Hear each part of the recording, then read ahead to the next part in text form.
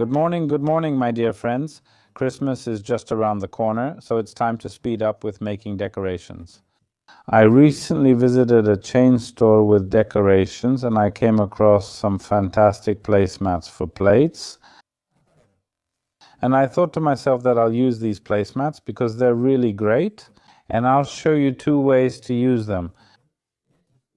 Creating these simple Christmas decorations, there'll be decorations using a candle and using these classic tiny lights. Wait until the end, you'll see the result. And I'd like to ask you to write which of these decorations you like more.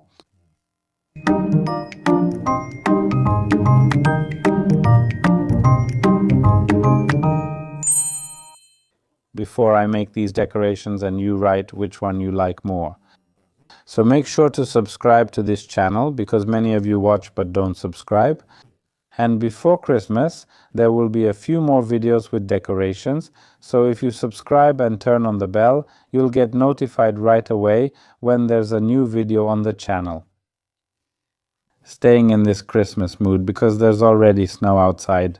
I have some baubles here, I have some lights here, so I'll use all these elements for these simple decorations. The base for both examples will be these mats. I also have this glass. Of course, the glass can be different. It can be taller, shorter, wider, or in a different shape. The glass will serve as a cover for the candle because in this decoration I'll be using a candle while walking through some other stores. I found this sand, which is vanilla scented sand, so I'll use it as the base as well. To place the candle so it doesn't move, I'll put sand into this jar. At the same time, it will spread a great scent, so I don't even need scented candles, and I'll actually do it now with vanilla. I'm curious how long it will keep that scent, but I'm pouring it in. Adjust the amount based on your candle type. It also has a great color scheme because it matches those beige coasters. I chose a gold candle. I also found some gold candles somewhere at home, so I put them in right away, and that's kind of part of my decoration. And what am I going to do now? I'd like to create a mini wreath here on the outside, but only using one type of greenery. Not too big, just as a delicate accent. And use these beautiful champagne pink ornaments here. I think they'll work great in this whole decoration, so let's get started. As the main plant, I'll use Canadian hemlock straight from my garden, because as you know, I really like to use those kinds of things. Use garden plants for decorations. I need to cut it into smaller pieces and make a wreath out of it. I'll show you the wreath as soon as I finish making it.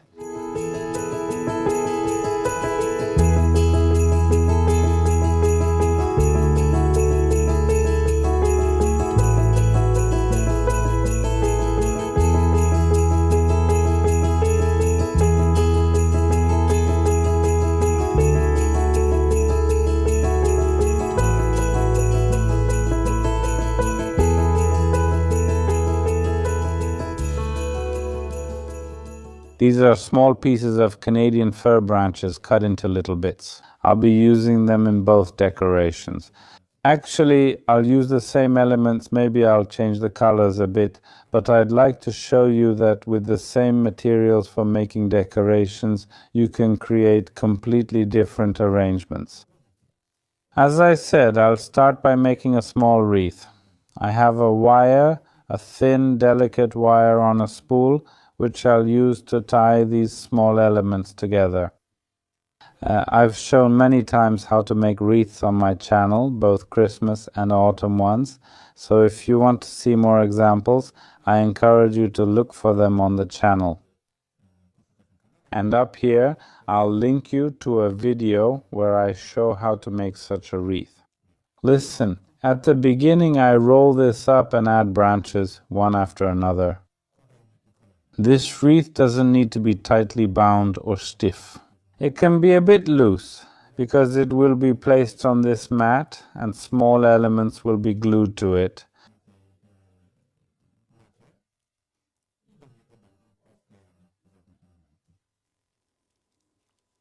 This is actually the longest part of the work, making such a wreath, because it usually takes around 15 minutes. Before we cut, before we assemble, before we add everything, it takes a little while. My dear friends, the little wreath is ready. As I said, it's irregular, a tiny wreath that I place. Look, it has to be much smaller than the whole base. I place it basically only in this way, putting it in the middle. This is my lantern, and now I'll make the decoration. The decoration will be made from such, as I mentioned, in a nice color, such champagne pink baubles, but I won't be gluing them on in the classic way, but rather the opposite, with the tips open. I really like to work this way to show a different form.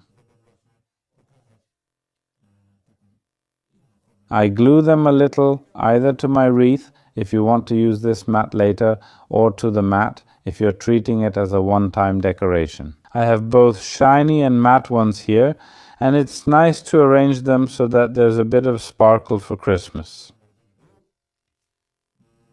So I'll arrange them nicely so that they show up from underneath, higher or lower. Of course, if I place these ornaments upside down, I can also put them the other way, but I prefer that when I use something with a very distinctive shape like these ornaments, I just stick with them. Only like this, with the tip facing up, but turned in different directions, slightly this way, that way, and upwards, and I'll try to arrange them so they look great here. Additionally, I'll add some little stars. The ones you definitely know. They can be on the light side and they can be on the dark side. I think I'll go with the natural brown ones because they'll match everything here. It won't be a very shiny decoration, but it will be a subtle addition, and you can actually put it anywhere. I suggest putting it on the table, so if you're going to watch my Christmas decoration ideas this year, they'll be for different places. We've already made a Christmas tree. Now there will be a mini centerpiece for the table. There will also be something for the wall, and there will be a surprise, so I'm encouraging you already. I'm getting to work. I'm gluing these little stars at different levels at the top, a bit lower, a bit higher, and I'm arranging the whole wreath. If you want to learn even more about the rules for Christmas arrangements, I encourage you to visit my website with online courses. You can find the link here for the trainings. There is also a mini course about Christmas there, where I present 3 different ideas. I encourage you to check it out, and I'll get back to work here. In the meantime, if you have any doubts or questions, just write them in the comments. Of course, I reply to all those comments.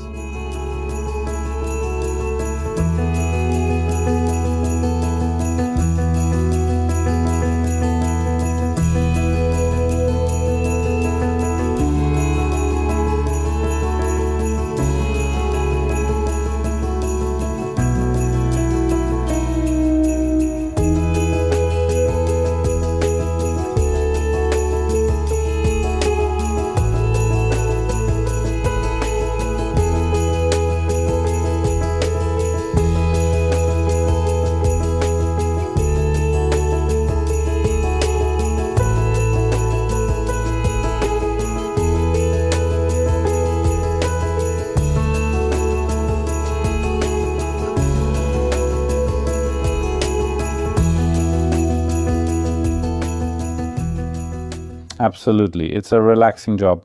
A moment has passed. It's been about 15 minutes and I'm done. Look, the wreath is laid out normally. The decoration is done. You can easily move it to another place, but I would recommend taking off the lantern first, and then you can put it on the table or in other places. The next idea won't have a candle, but it will have these little lights instead. I'll show it to you in a moment. Personally, I can't imagine Christmas without candles and little lights. I hope it's the same for you. Now, these little lights come in different shapes, forms, and colors, so you can choose the ones that best fit your interior and match this idea. I have little lights shaped like stars on a silver wire, so they're flexible, you can bend them freely, and they won't just lie flat, they'll create a cool, interesting shape. I was looking for ones that are as small as possible, this little battery container, and I was also looking for ones that are battery powered. The larger ones, not the small flat watch batteries, since those don't last. There's always a problem when we make a project like the one I'm about to do with hiding this part with the batteries. Of course, I can more or less hide it like this, and if I set it on the table later, it won't get in the way. No, definitely not. You can also hide it with moss pieces. Alright, but let's get to the point, as they say. I'll arrange these little lights in a kind of artistic mess, so really, wherever I put them, some will be a bit higher, some a bit lower. And just like in the previous idea, we had the central part in the form of a candle. Here, we'll actually build the whole arrangement on this mat, and this time the mat probably won't be reusable afterwards, unless you take out the individual elements and decorations from the weave.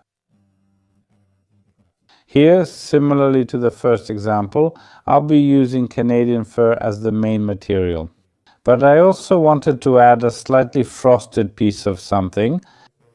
So there are many different artificial twigs available, but with this interesting snowy effect, and I'll use those as well. I'll glue them into these spots, into the arrangements, and add a bit here and there. It will be a more tedious job, but I think the result will be satisfying, and the whole arrangement will have this unkempt composition with red and burgundy baubles in between. To make it feel even more festive, before I start gluing these twigs into different shapes, I can help myself a little bit with a piece of moss like this, which I stick to the whole base, and I use plenty of glue so it holds in different spots, being careful not to glue the wire, because between these clumps of moss it will actually be easier for me to maneuver the twigs. Remember, when you're making something like this, not to make it look like a ladybug, meaning don't just use clumps of the same size. Instead, vary the size and shapes. Add some elongated ones, some round ones, smaller and bigger ones on the sides, so it doesn't look too regular. It should have that artistic mess, as I keep saying, but that's how it is.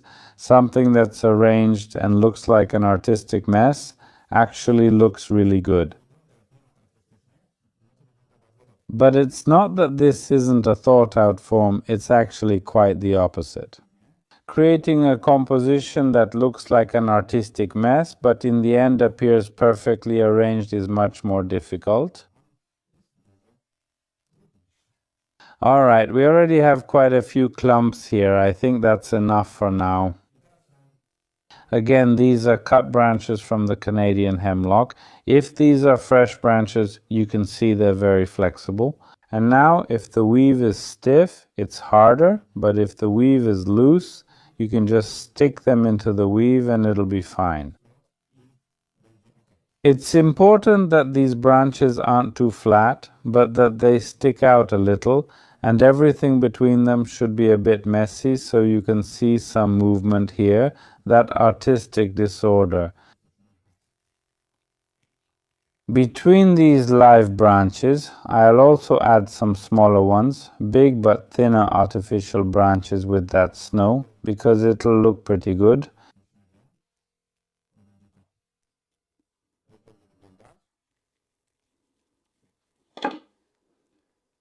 It will be easier for me this way.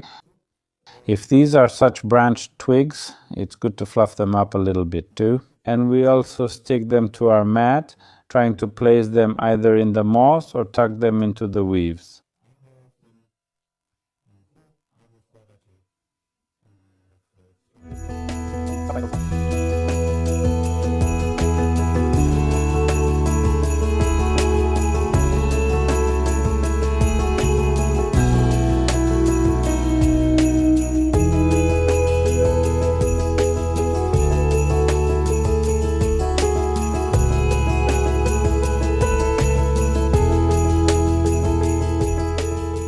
Listen, I've dealt with those branches.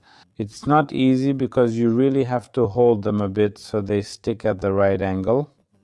But I did it, it's done. You can hardly even see that there are batteries here. Now it's time to add some ornaments, and I think I'll stick the ornaments on the same way I did in the previous arrangement.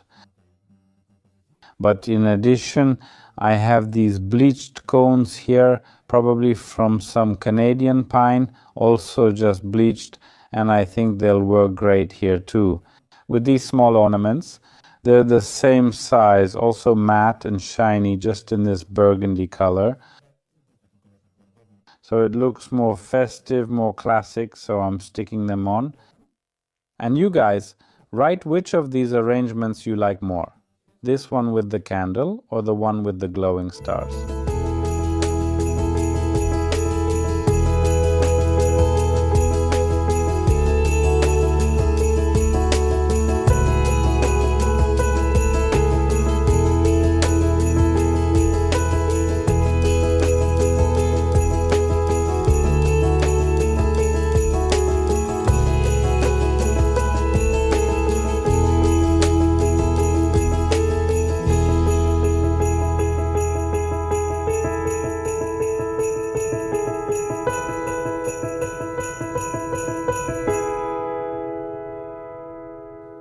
Listen, from backstage, I heard that it looks like a Christmas pizza, especially from above, and when I said I would add these stars, I heard, yeah, add some mushrooms too. Do you guys also see a Christmas pizza in this? I didn't mean for it to be that way, but I guess that's how it is. Just remember, when you're working with glue, to remove the glue residue, those glue strings, afterwards. Because that's not a decoration, although I've heard many times from clients, oh, that's nice, you made angel hair here, but that wasn't an intentional decoration. I think a finished Christmas pizza or a Christmas wreath with a candle, which one appeals to you more? Of course, you can do many different things here. What's more, you can even put a candle here, maybe on a higher stand or something, so nothing burns, so you can put a candle anywhere.